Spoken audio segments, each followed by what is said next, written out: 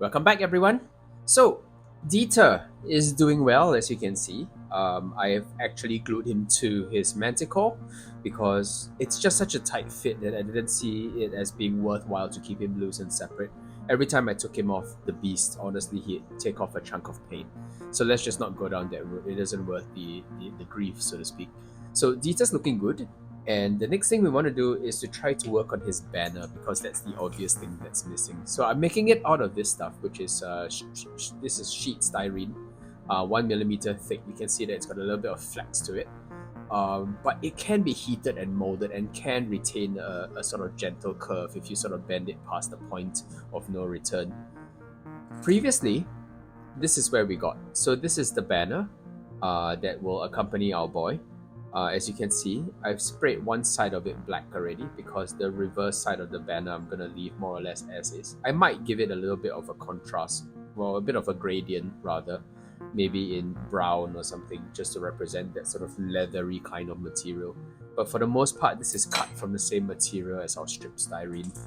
I did have to add scalloping at the bottom, and to do this, what I did was I took a knife, which is my standard craft scalpel, and I kind of wrapped a bunch of sandpaper around it to get that curve. In fact, I think this is the exact piece of sandpaper I used, and that basically gave me the curvature that I needed. So just going this way eventually took off enough material and rounded it off after I made an initial notch to begin that process.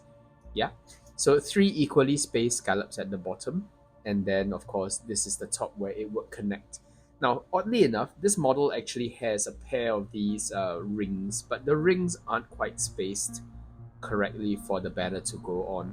And when I checked the original model, to be perfectly honest, they weren't resting on these either. These were basically the banner was done, cut out, and it attached to the cross piece of the banner. So I guess that's what I'm going to emulate as well. Now, this banner, what I did was I went ahead and I drew it on by hand, which sounds incredibly difficult, but the truth is, in my opinion, you can divide any design into different layers. So for this, what I did was I did the trim first. Always do the trim because that sort of sets the ground for where you're going to be working on. So that would be, I'm going to use a slightly less sharp instrument to gesture. But essentially, this trim was what I drew in first once I had the shape of the banner more or less down. And then the next thing to do was to work out that the skull was more or less center but down slightly. And the reason why it's in the center but down slightly is because there is a moon in the reverse in it behind it. So once I put this in and I put the moon in place and then I drew in the scroll work for the word Necros, the rest of it was just filling in with detail. So you've got the bats, and then you've got the clouds, and more or less that's it. So any design, any banner design, in my opinion, regardless of how complex it may look on the surface, can easily be broken down into individual sections.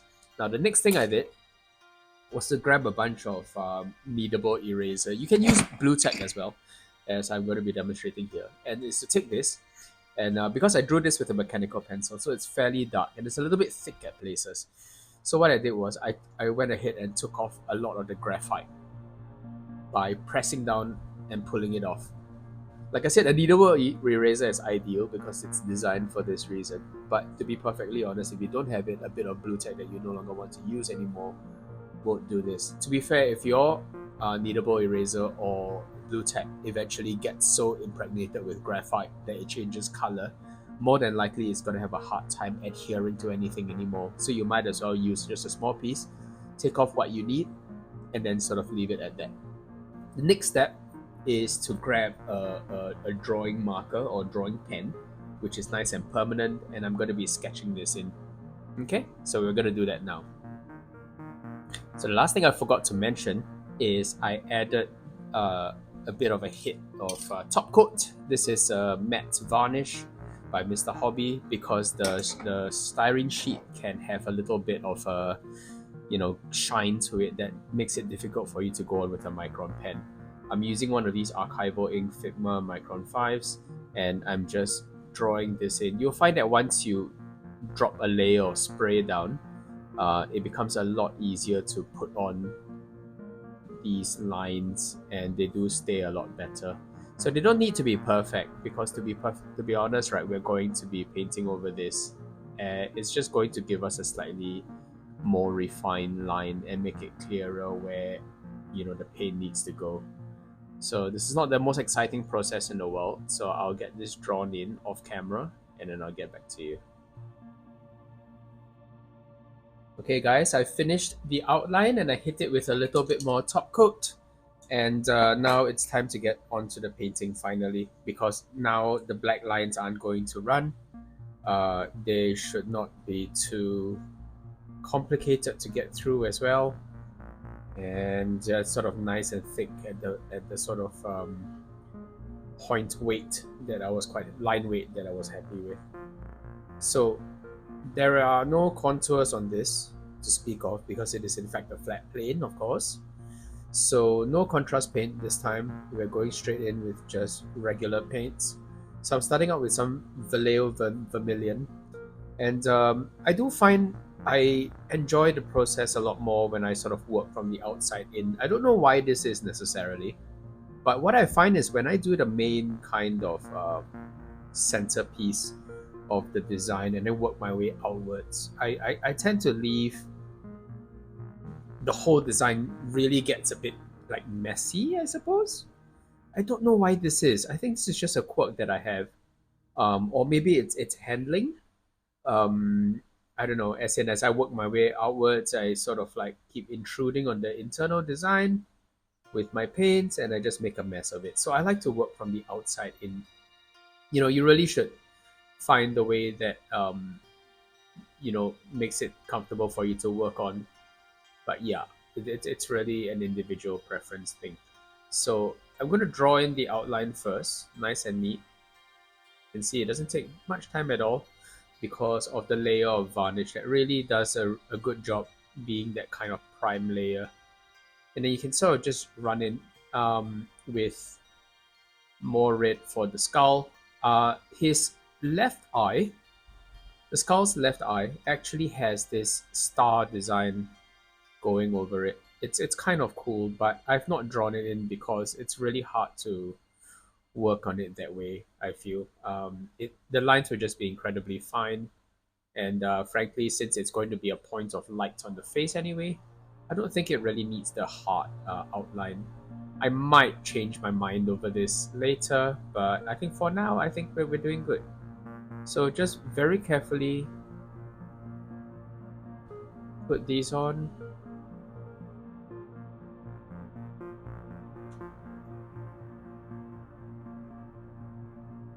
And yeah, sort of make a bit of a zen thing of it, I suppose. This is how I would best describe this part of the process. I really do enjoy painting banners. There's something very, very satisfying about it. And when you sort of think about the bang for your buck, a good banner can transform, a kind of average miniature to something really quite special. And that's the part I really enjoy when you finally put it on. It really brings the whole model to life. So this banner clearly is supposed to mirror the flaming skull staff that Dieter himself carries into battle. This whole idea of lobbing fireballs, that would be this one, by the way, this guy over here. Hello. Yeah. So this whole idea of lobbing fireballs in battle seems to have been Dieter's main thing for some bizarre reason, even though he was a necromancer by, just stats and lore access and so on and so forth. I was going to say by trade, as if necromancy was like a real thing that you could get into as a career. But it kind of is in the Warhammer world. Kind of funny. Anyway, so yeah, it seems to have been his main shtick, and I don't quite know why this is. It's just a really, I guess, magic missiles were fairly rare back in the day, and Dieter himself did appear to have a penchant for burning things, so maybe that's part of the appeal, I suppose. So this color is basically a dark blue. This is a combination of black plus white plus a little bit of old GW Enchanted Blue. I suppose Croxigos scales? No. Something scales. Seraphon scales?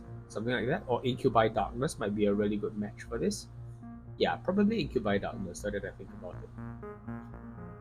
So we're going to drop this into the recesses. And this I see as being the most complicated stage of the process because there is so much to cover.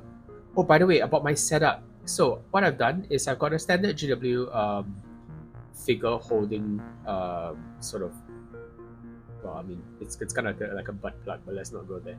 Figure holder. And what I've done is I've blue tacked it at an angle so that I can get it on camera and it won't move around, hopefully. That's because this is fairly fine and, intricate work. And I don't really want to give everyone a headache watching me paint this. So I can brace my hands in place. My left hand's holding my right hand in place, while my right hand, because I am right-handed, puts on the colors. You can sort of see that as you get around to the edges, you can let the paint fade a little bit. You can be a bit loosey-goosey with the colors because this is essentially going to be like painting a canvas. It's not freehand. The hard work's been done by from the sketching. It's really just about adding the colors in a way that brings out the detail.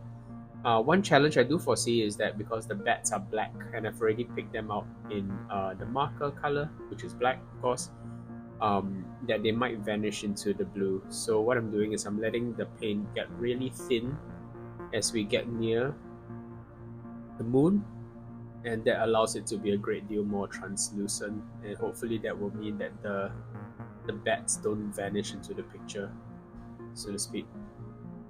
We can always intensify it later, and this is a really good way of practicing freehand, right? Because essentially it's a flat canvas, not literally a canvas because I'm using acrylic, but you get the idea. And this really allows us to sort of make it. Why do I have a double line there?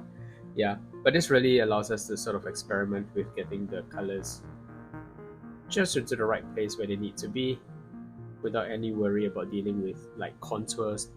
It does mean that we need to fake the volumes on the surface because obviously this has no contours, and contrast paint of any kind as a hack to sort of get the recesses in isn't a thing.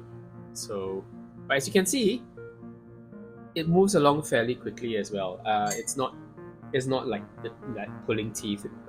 When I first started doing this, I kind of assumed that it would be harder than painting a regular miniature because I thought, well, there is nothing to really guide your brush or guide your intentions other than just the blank canvas. But really, once you put down the thing, put down the lines, it kind of feels like you're coloring, and that's kind of fun. Especially with paint, right? That moves across the surface so fluidly, and you can sort of freely mix colors on the surface, do a bit of wet blending to get a little bit of that watercolor kind of feel going. I'm now putting a bit of gray into the moon to simulate spots. It's a bit intense, so I might cut it back. You don't want paint to necessarily build up too much on the surface, but if it does a little, to be honest, it doesn't really make a huge difference. You just want to make sure that it doesn't get too overboard. You don't want it to go crazy. And at the end of this process, after all the coloring's all said and done, we're going to go in and we're sort of going to black line it again with the marker, with after again a coat of varnish, just so that you don't damage the marker's point.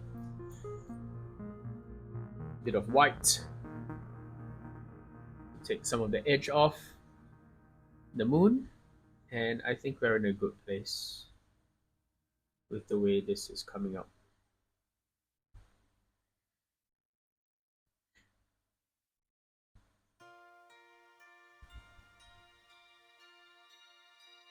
So you gotta be a bit careful around the clouds. Now the way the original artwork had the clouds was really interesting in my opinion. They sort of did like a gray kind of almost like a non-metallic metal looking effect, and that really added a lot of dynamism to the way the clouds look. So let me try to emulate a little bit of that.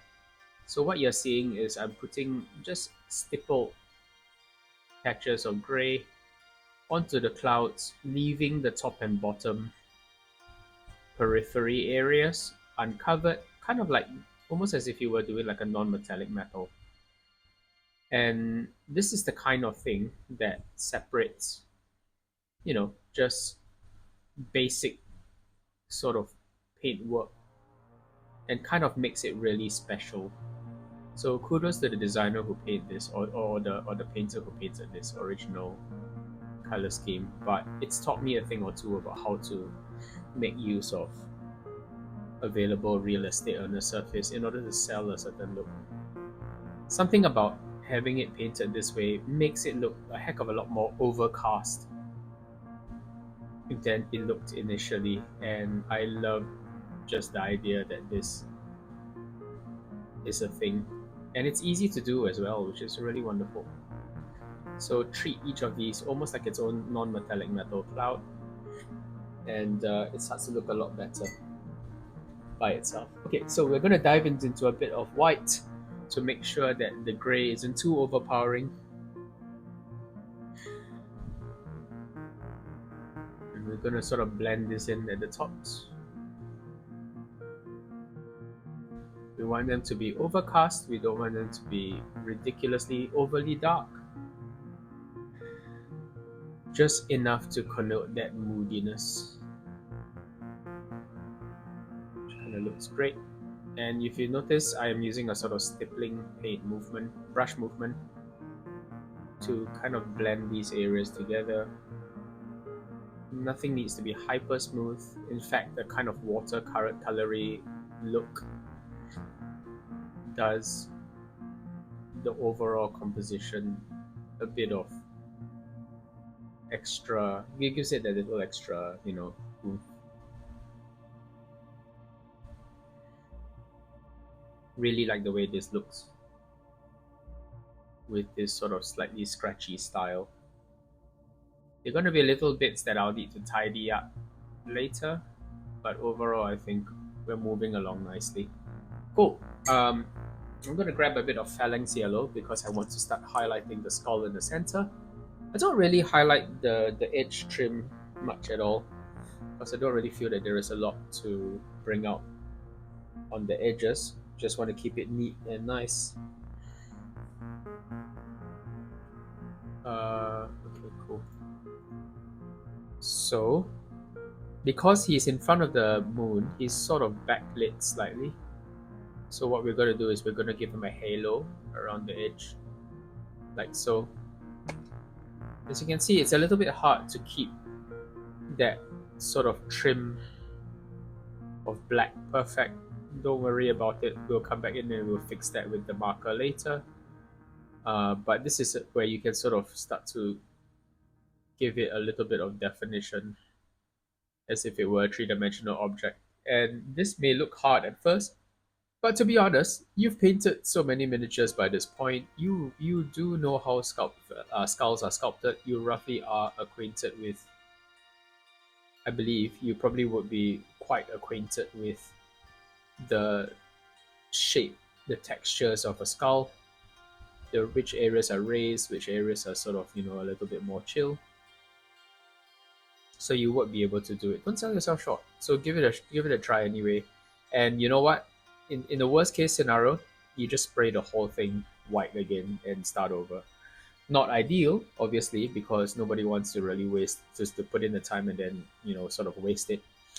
When you think about it, every reset makes you a better artist for having gone through the process and realize where the challenges are.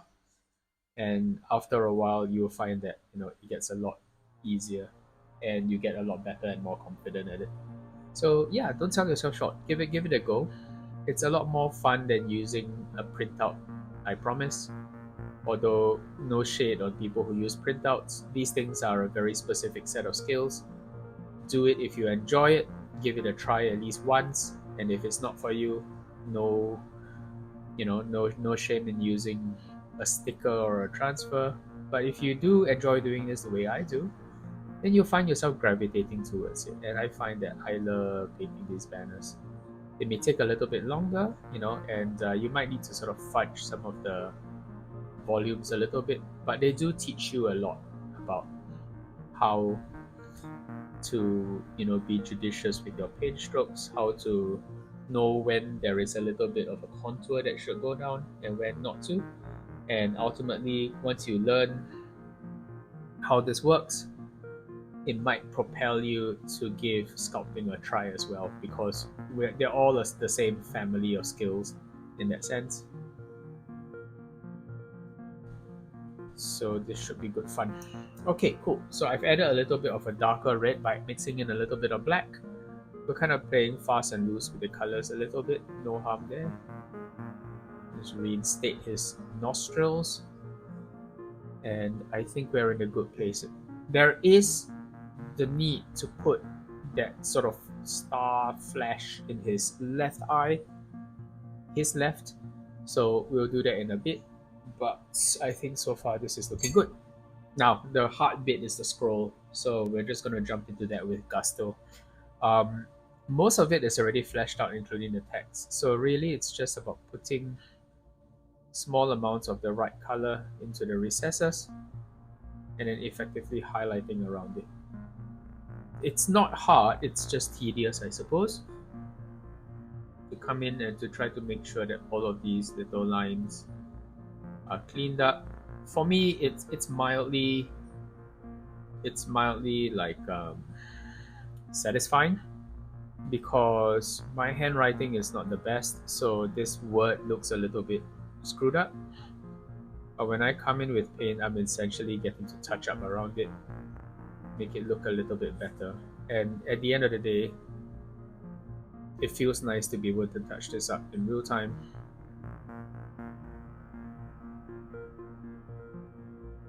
So yeah, I think I need to put a bit more blue in that spot, because that's gotten a little bit strange. Okay, so it doesn't need to be perfect because we're coming in with highlights anyway. Pardon me, I've got a bit of a cold.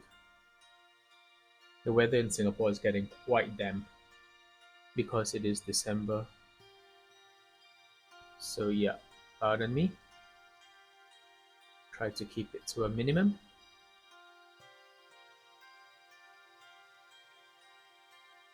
Ta-da! So we are moving along at a fair pace, faster than I imagined this would go, to be perfectly honest.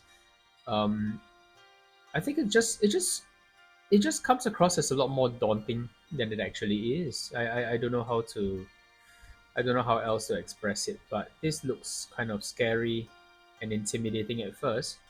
But if you've gone to all the trouble of sketching it out and then kind of like blacked in the lines, kept them fairly thick, with the knowledge that you can trim them down a little bit later as you come in with your colors. The overall experience of doing this is, to my mind at least, fairly pleasurable.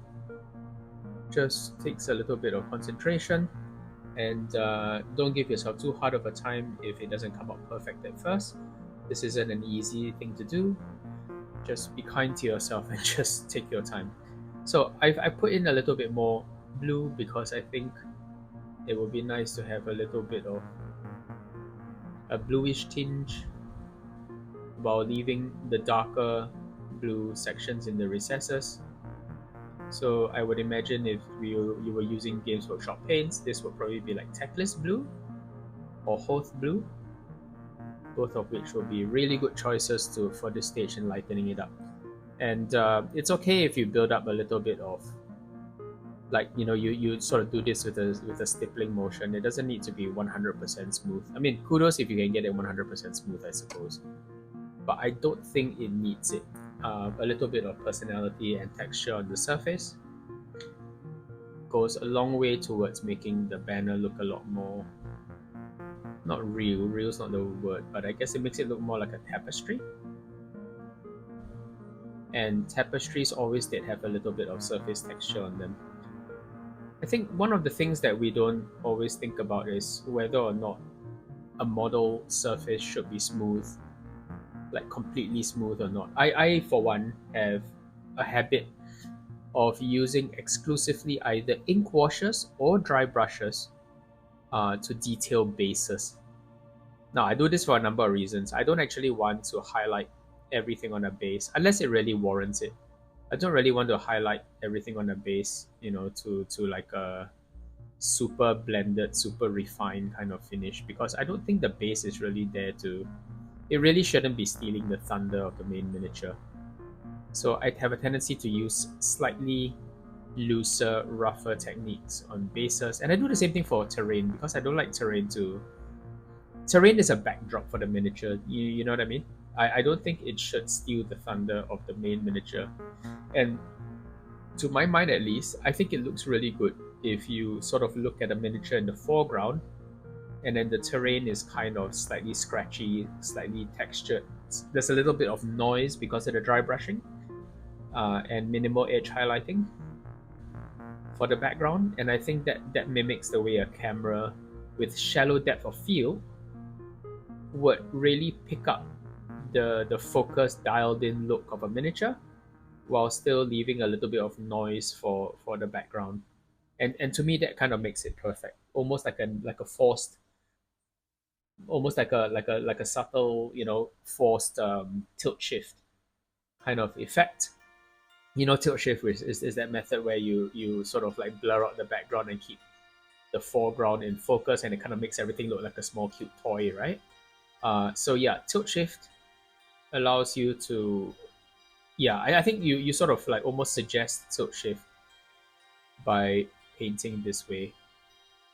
So I'm okay with things being a little bit kind of out of focus and fuzzy for terrain while keeping the model itself fairly in focus and sharp. So I like highlighting my miniatures with precision while leaving the background kind of a little bit scratchy. So this only really applies though on the banner for this background, the blue section that I'm painting. In my opinion, because this is a miniature, the banner is essentially part of the miniature. It needs to be sharp. So don't get me wrong on that. Um, the miniature, the banner itself needs to be sharp, but the background can be a little bit scumbly, can be a little bit textured. That's fine. So I'm coming in to sort of clean up with a highlight the banner. And if you've been with me long enough on this channel, you know that cleaning up with a highlight is one of my absolute favorite things in the world, because it feels like I've saved a step. It's just one of those weird, like brain scratchy sort of things that kind of feels really good, almost like mental ASMR. So yeah, the banner will look a lot better once I come in with the marker to clean it up slightly. Just want to make sure that I've got a good base to work off. And we're going to be all good. Now, if you notice, I'm applying white as a highlight, but I'm only sticking to the very edges, and that gives that sort of emphasizes the folds. It gives the impression that the paper is kind of sinking on the inside, and then flaring outward again on the outside. There we go. Okay, so we are very nearly where we need to be. I want to add more of a corona for the moon.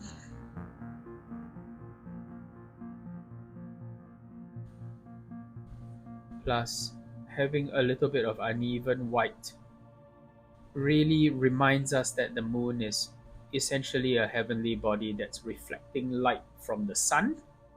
The moon itself is not a source of light, so it makes the most sense that it reflects other surfaces. So it's going to be unevenly bright. So if you notice, I put a sort of a hot spot over here.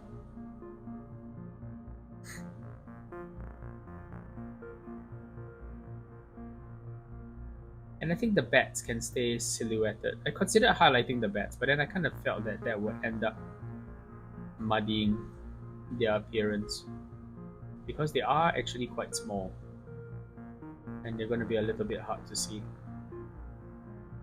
Okay, so now the hard bit. So there is a sort of lens flare almost, or strobe light kind of effect coming off his left eye. And there's actually a bit of object source lighting that's kind of faked on that. So let me see how this will look with a bit of ice yellow. And this is a bit fiddly, but it's going to be well worth the effort once we're done. So let's define the source, the light. Okay, cool. So that looks all right.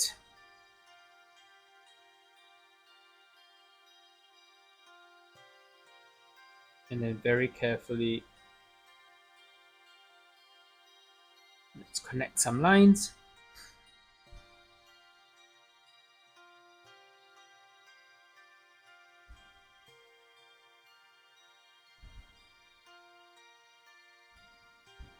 There is a kind of 11 and 4 sort of line that passes through it. And then all of the other lines are a lot less intense. So maybe we do one that's horizontal, like perpendicular to it, because that gives us a baseline. As you can see, I almost went diagonally, but that would have been a mistake because I would probably have added a bit of a bias every time I added in a line. So I would have made it a lot more, I would have tilted it, I think, unconsciously. And then maybe we can divide this twice. So one thing you'll find that you'll need to do is to make sure that when you add in overpainted detail like this, you might reconsider the placement of these lines if you find that you're going to obliterate an important line that defines the shape of an object. So I very nearly did a 45-degree line bisecting this because that would have made it sort of like 9, like 1, 2, 3, 4, 5, 6, you know, that kind of thing. But what I found is that would have cut through, what I realized is that that would have cut through the back. And I don't think he would have enjoyed that. So I decided not to do that. I made it a little bit of an 8-pointed thing instead, with 2 subdivisions per quadrant. Does that make 8? You know what? It doesn't make 8. It makes more. So an 8-pointed thing would have basically have this line interfere with that back silhouette. So I don't think that's ideal. So I chose not to do it. Another thing is sometimes it's okay to go light with the color, let it dry somewhat, and then come back in and re-emphasize it to make sure that it looks full strength and not weakened. So that's kind of a good place. I'm quite happy with the way this looks. It's just a case of making sure that everything looks sharp and defined, and most importantly in the right color, because what I found is that you need to really make sure that there isn't, when it comes to painting light, I mean, you need to make sure that there are no impurities, and unfortunately I've kind of got a little bit of impurities in my ice yellow right now, probably from the blue from before. I'm not sure how it happened, but I need to make sure that this is dry and then make sure that it is nice and clean. Okay, cool. So the banner's in a good place. I'm just going to come in and run a little bit more red around some of the areas to make sure that it doesn't look patchy at all. And then I think it's time to come in with the marker to sort of clean up around it. Again, it's a little bit challenging for me to record the marker segments of this, which is a bit unfortunate. But I'll record what I can because I really do want to show you how that process works. It's just a little bit fiddly because I need to place it flat on the table, and therefore it's slightly hard to record. I hope you don't mind. But I will come back in and I'll show you exactly where it's made a difference and how it's improving the look of this. So yeah, I think that's a good place to end this. I will come back to it and show you again shortly. Okay guys, as with all things, sometimes things don't go entirely to plan, As I was marking on the surface using the marker, I found that it was having a tough time coming over the paint, marking over the paint. So I've decided, you know what? We started with a brush, let's move on with it. So I've decided to grab some black paint and a fine brush, and I'm gonna make sure that everything's nice and sharp and slightly diluted for the black paint, and we're gonna do it with a brush instead. So I've drawn, I think the biggest offending area for me was the top of the skull. I thought that's basically where I got most paint over the surface, and now that that's fixed, I'm actually feeling a lot better. So I think it's turned out kind of well, all things considered. A little bit more touch up at the word as well. Don't know why it says Necros, other than he's a necromancer and he's into this sort of thing. But old Warhammer is full of like nonsense Latin anyway, so there is a lot of like sort of like mortis and you know that sort of thing. So I guess it's kind of in character, all things considered. And I guess these words kind of connote the sense of being slightly metal, which is I think where Games Workshop was at the time, with like John Blanche and his motorcycle antics and so on. So very much in character, I suppose. And yeah, wouldn't have it any other way. We're capturing the essence of an era after all in these banners. So one thing I'm trying to make sure I do is I get that taper on the scroll. I want them to sort of be like slanting inwards, because I think that gives the scroll a good sense of movement and it looks better this way.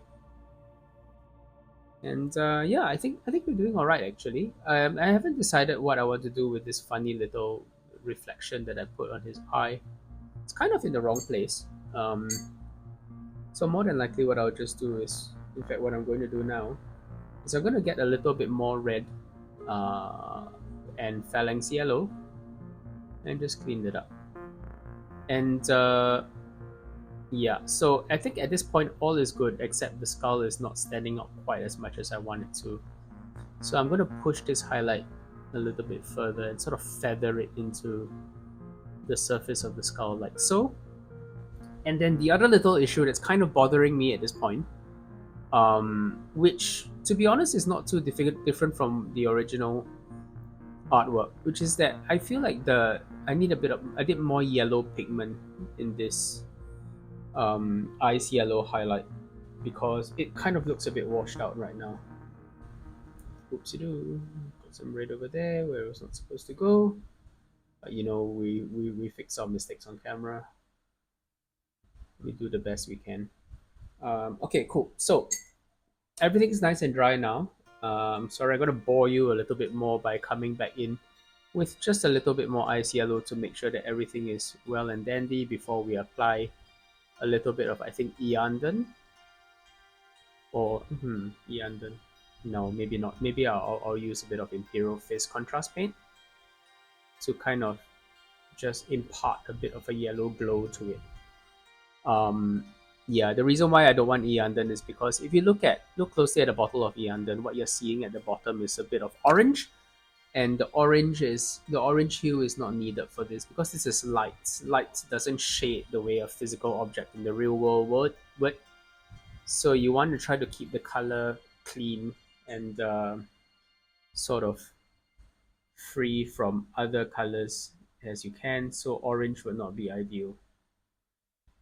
Pardon me, this is just me thinking out loud as I go, as I'm wont to do, to be perfectly honest.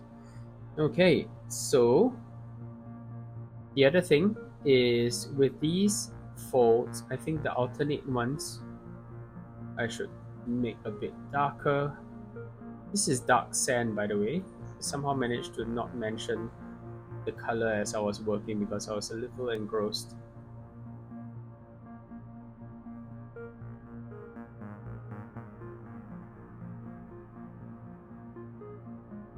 So because these undulate back and forth, it helps to kind of differentiate the layers.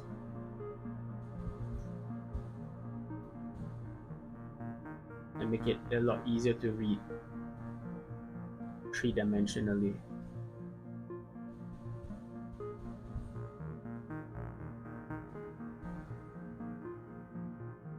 So making sure that we have conservation of volume. If the cloth or if the fabric or the paper arches upwards, it needs to basically look at it as if it has the same amount of volume across it. So if it goes up, the bottom has to come up as well. If it goes down, the bottom has to go down as well, because that's how a real piece of paper would work. It doesn't start to stretch and distort simply because it's moving upwards or downwards. So yeah, I hope that came across okay. But you get the idea, right? Because fabric is finite. Sometimes when I look at a model and it's been sculpted in such a way as to suggest that when were that piece of fabric to be held out flat and pressed flat against the surface, it's not square. That kind of bugs me a little bit, because there's no reason for, like the hem of a t-shirt, for example, or a garment to basically have a diagonal edge, because that's just not how these garments work, generally speaking, with few exceptions. So conservation of mass is important, and particularly important when you are painting a two-dimensional object to try to look at a three-dimensional one. Okay, so a bit more white to clean up these areas, and I think we are good. Oh right, his eye. Yeah, almost forgot about that. So a little bit of Imperial Fist as the finishing touch, to kind of just stain the ice yellow to come across as a little bit more yellowish, because ice yellow is ever so slightly desaturated. And I think what I'm going to do is I'm going to do the edges and paint them in towards the center, leaving that central sort of spoke, that hub area at the center ice yellow, while painting the ends of these spokes in Imperial Fist. There we go. So that way you kind of have an origin point for the light. Even though it's highly stylized, it looks more like the light is coming from its source. So a bit more ice yellow in the center. I've compressed my paintbrush into a sort of chisel shape, all the better to draw fine lines like so. And then just to finish off the effect, I think we're going to go a bit of white, because why not? We just don't want to, again, chisel shape, yes? We don't want to cover too much, but we do want to draw the eye to that origin point. So much of painting anything really, or even graphical artwork, two-dimensional artwork, is about making sure that the eye moves from place to place. And this design with its flash of light over the eye, that's a great job of drawing your eye there to start with. And then the rest of the detail elements like the scroll work kind of leads the eye around the piece. Just cleaning up the S and the O a little bit. And then the next step is to just put this on to Dieter himself. And it's been quite a journey, guys. I don't know, I've really enjoyed this process. This model has been a real dream to paint, and I've been really glad that I was able to like document most of it. To be perfectly honest, I wasn't sure whether I was going to be able to show everything in its entirety. Dieter's mount is fairly large, so I anticipated spending a lot of time on it. So I was wondering whether the video would be too long, how many parts I had to split it up into, and how to do the banner was a big one. Yeah, so okay, I will clean this up and I will attach it on, and then I'll show you. And here we are, guys. Dieter Helsnicked on his Manticore. What a journey it's been, but what a wonderful place to end up as well. His hand-painted banner, as expected, is grabbing all the attention from the front. And in the spirit of full disclosure, though, I have to say that one thing I added, I'm going to come in a little bit closer, this white specular highlights. I put these down because I kind of wanted it to have a little bit of a crystal skull kind of appearance, and also to sell the reflection from, the starburst over his eye. I think it really helps to make it jump out a lot from the rest of the banner, and it's something that I recommend you try to do. So just grab some white paint, make it really, really thin, chisel point as before, and just sort of like run it along the very edges of it, and make sure that they taper at the ends of the white lines as well. That really helps to sell the effect. And as you can see, it's just that little, like, tiny little thing that really makes the skull pop and make it look like it's a different material from everything else surrounding it. So that really helps it to stand out a lot more. The other thing I did was, of course, attach it to the banner pole. As you can see, it's just glued onto the surface here, so it looks a little bit sketchy on the top. But once you sort of paint red bands to kind of imitate where that material would have folded over the top if it were a cloth banner, I think it looks kind of okay. And you can always blend these in, as I'm sure I will, with like green stuff a little bit later on to make sure that it looks part of the same model. The other thing is, I didn't paint anything on the back. I kept it kind of dark because I didn't want to add a large source of brown, which might interfere with the brown of the Manticore's flesh. So just to keep that dark and, kind of have it blend in with the wings anyway, I think that kind of looks a little bit better. So guys, what a journey it's been. I'm so happy that you've been here watching, for those of you who joined me from the first episode of this series all the way till the end. I'm so happy that I could show you almost everything I wanted to show. I will get better at showing off some of the sections. Hopefully I won't lose footage like I did in the previous one. But yeah, thank you so much for watching. Like, comment, subscribe if that's your thing, or if you would like to see more of these videos, you'll basically get them popping up in your homepage. If this is more of what you want to see. I love all of you. Go right ahead. I hope this inspires you to paint a banner on your own and realize that it's not quite as painful as it might seem. Otherwise, have a good one. Cheers. Keep painting.